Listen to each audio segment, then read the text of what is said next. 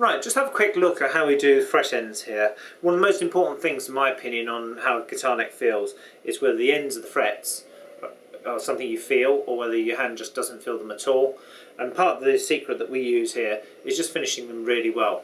Now, the first thing we'll do is we'll use a bevel file, which is basically a block of wood with a file blade stuck in it at an angle. You can see that. And we run that along the edge of the fingerboard, creating a bevel on the edge. So we go along, create the bevel on the edge.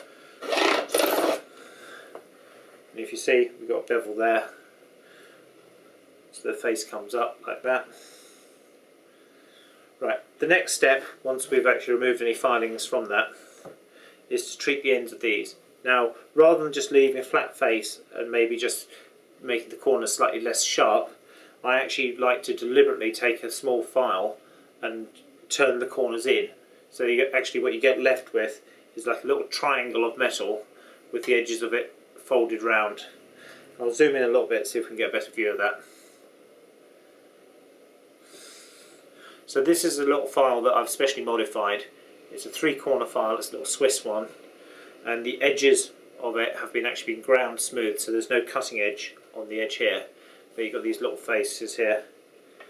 And what I'll actually do is I'll come along on the frets here and I'll turn the edge of the metal in. So let me do this one and you'll see the result.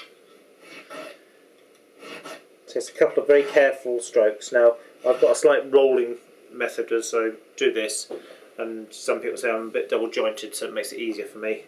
I do the other side. It takes a few strokes either side. What you end up with there, if I zoom in again,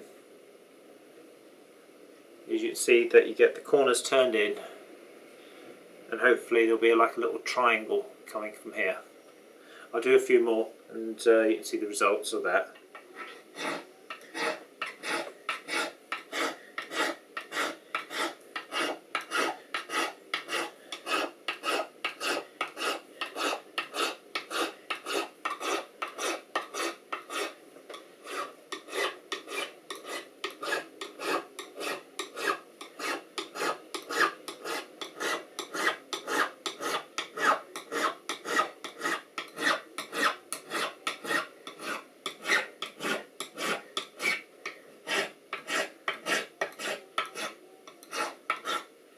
If we go along one more time with a little bevel file, just recut that face on the edge.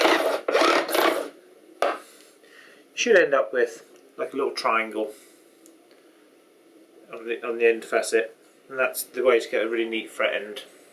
Obviously installation is important, getting them really neatly put in so that there's no gaps or anything, but the fret ends now, running your hand down that, feel smooth.